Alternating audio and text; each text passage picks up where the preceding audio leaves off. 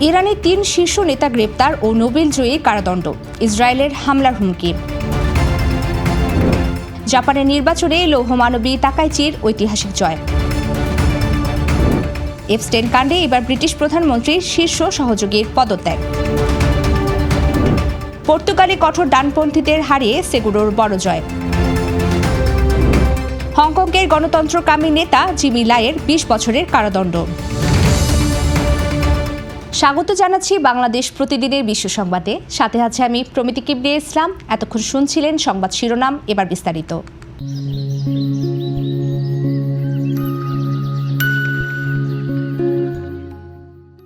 ইরানের সরকার বিরোধী আন্দোলনের জেরে রিফর্ম ফ্রন্ট এর প্রধান আজর মনসুরি সহ ৩ শীর্ষ সংস্কারপন্থী নেতাকে গ্রেপ্তার করেছে দেশটির বিপ্লবী গার্ড বাহিনী। তাদের বিরুদ্ধে ইসরায়েল ও যুক্তরাষ্ট্রের হয়ে নাশকতার পরিকল্পনার অভিযোগ আনা হয়েছে। একই দিনে শান্তিতে নোবেলজয়ী মানবাধিকার কর্মী নার্গিস মোহাম্মদীকে নতুন করে ৬ বছরের কারাদণ্ড দিয়েছেন তেহরানের একটি আদালত। এদিকে ইরানের ব্যালিস্টিক ক্ষেপণাস্ত্র কর্মসূচিকে অস্তিত্বের সংকট উল্লেখ করে ইসরায়েল হুঁশিয়ারি দিয়েছে যে তেহরান লাল সীমা অতিক্রম করলে যুক্তরাষ্ট্রের সাহায্য ছাড়াই এককভাবে হামলা চালাবে। নিরাপত্তা সূত্রের বরাতে এই তথ্য জানিয়েছেন সংবাদ মাধ্যম জেরুজালেম পোস্ট। মার্কিন প্রেসিডেন্ট ট্রাম্পের সীমিত হামলা নীতির উপর ভরসা না করে ইসরায়েল সরাসরি ক্ষেপণাস্ত্র অবকাঠামো ধ্বংসের প্রস্তুতি নিচ্ছে। এই উত্তপ্ত পরিস্থিতিতে প্রধানমন্ত্রী নেতানিয়াহু ওয়াশিংটন সফরে যাচ্ছেন। অন্যদিকে ইরান আগে থেকেই সতর্ক করেছে যে দেশটির ওপর যে কোনো ধরনের হামলাকে তারা সর্বাত্মক যুদ্ধ হিসেবে বিবেচনা করবে। জাপানের সাধারণ নির্বাচনে নিরঙ্কুশ জয় পেয়েছেন দেশটির প্রথম নারী প্রধানমন্ত্রী সানায়ে তাকাইচি। গতকাল রোববারের নির্বাচনে ৪৬৫ আসনের নিম্নকক্ষে তার দল এলডিপি ও জোট শরিকরা ৩২৮টি আসন পেয়ে ২/৩ সংখ্যাগরিষ্ঠতা অর্জন করেছে। রেকর্ড তুষারপাত উপেক্ষা করে তরুণ প্রজন্মের ভোটে এই ভূমিধস জয় পায় ক্ষমতাসীনরা। এই বিজয়ের ফলে তাকাইচি এখন জাপানের শান্তিবাদী সংবিধান সংশোধন ও প্রতিরক্ষা ব্যয় বাড়ানোর পথে হাঁটতে পারবেন।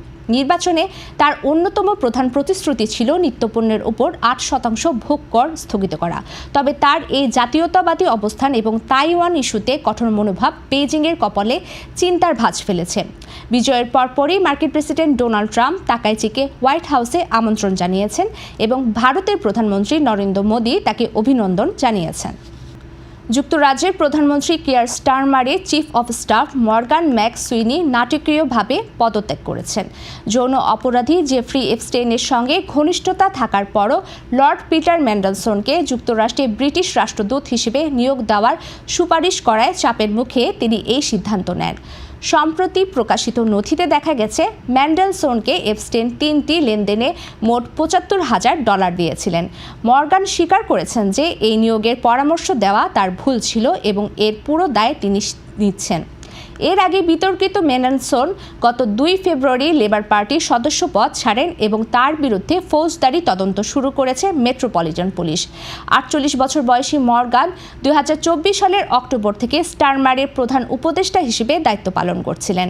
প্রধানমন্ত্রী কিয়ার স্টারমার এক বিবৃতিতে মর্গানের সঙ্গে কাজ করাকে সম্মানের বলে উল্লেখ করেছেন। এই ঘটনায় ক্ষমতাসীন লেবার পার্টির এমপিদের মধ্যে তীব্র ক্ষোভ ও সমালোচনার সৃষ্টি হয়েছে। পর্তুগালের প্রেসিডেন্ট নির্বাচনে কট্টর ডানপন্থীদের হারিয়ে ভূমিধস জয় পেয়েছেন সোশ্যালিস্ট পার্টির প্রার্থী অ্যান্তোনিও জোসে সেগুরো। গতকাল রোববারের রান অফ ভোটে ৬৩ বছর বয়সী সেগুরো ৬৬% ভোট পেয়ে আগামী ৫ বছরের জন্য প্রেসিডেন্ট নির্বাচিত হয়েছেন। তার নিকটতম প্রতিদ্বন্দ্বী কট্টর ডানপন্থী অ্যান্দ্রে ভেন্তুরা পেয়েছেন ৩৪% ভোট। প্রতিকূল আবহাওয়া ও বন্যার কারণে কিছু এলাকায় ভোট পিছিয়ে গেলেও ভোটারদের উপস্থিতিতে ভাটা পড়েনি। নির্বাচনী প্রচারণায় সেগুরো নিজেকে আধুনিক ও মধ্যপন্থী বাম নেতা হিসেবে তুলে ধরেন, যাকে অনেক রক্ষণশীল নেতাও সমর্থন দিয়েছেন। পর্তুগালের প্রেসিডেন্টের পদটি মূলত আলংকারিক হলেও তার হাতে পার্লামেন্ট ভেঙে দেওয়ার ক্ষমতা থাকে। এই জয়ের মাধ্যমে সেগুরো আগামী মার্চে বর্তমান প্রেসিডেন্ট মার্সেলো রেবেলো দে সুসার স্থলাভিষিক্ত হবেন। হেরে গেলেও ভেন্তুরার এই ভোট প্রাপ্তি পর্তুগালের কট্টর ডানপন্থীদের ক্রমবর্ধমান প্রভাবের ইঙ্গিত দিচ্ছে। হংকংয়ের প্রভাবশালী মিডিয়া টাইকুন ও গণতন্ত্রকামী আন্দোলনের প্রতীক ৭৮ বছর বয়সী জিমি লাইকে ২০ বছরের কারাদণ্ড দিয়েছেন আদালত। বিতর্কিত জাতীয় নিরাপত্তা আইনের আওতায় আজ সোমবার এই সাজা ঘোষণা করা হয়, যা এই আইনের ইতিহাসে দীর্ঘতম। তার বিরুদ্ধে বিদেশি শক্তির সঙ্গে আঁতাত ও রাষ্ট্রদ্রোহের অভিযোগ আনা হয়েছে। বর্তমানে বিলুপ্ত অ্যাপল ডেইলি পত্রিকার প্রতিষ্ঠাতা লাইকে আদালতের রায়ে ষড়যন্ত্রের মূল পরিকল্পনাকারী হিসেবে অভিহিত করা হয়েছে। জিমি লাইয়ের পাশাপাশি তার আরও ৬ সহকর্মীকে ৭ থেকে ১০ বছরের কারাদণ্ড দেওয়া হয়েছে। তার পরিবার এই সাজাকে নিষ্ঠুর ও প্রাণঘাতী বলে বর্ণনা করেছে, কারণ প্যারোলে মুক্তি পেতে তার বয়স প্রায় ১০০ বছর ছুঁয়ে যাবে। মার্কিন প্রেসিডেন্ট ডোনাল্ড ট্রাম্প সহ বিশ্ব নেতারা এই রায়ের তীব্র নিন্দা জানিয়ে তার মুক্তির দাবি তুলেছেন। এ রায়কে হংকংয়ের সংবাদপত্রের স্বাধীনতা ও গণতান্ত্রিক অধিকারের উপর বেইজিংয়ের বড় আঘাত হিসেবে দেখা হচ্ছে। এ ছিল আজকের বাংলাদেশ প্রতিদিনের বিশ্ব সংবাদ। সবশেষ খবর জানতে চোখ রাখুন বাংলাদেশ প্রতিদিনের ইউটিউব চ্যানেল ও ফেসবুক পেজে। সবাইকে ধন্যবাদ।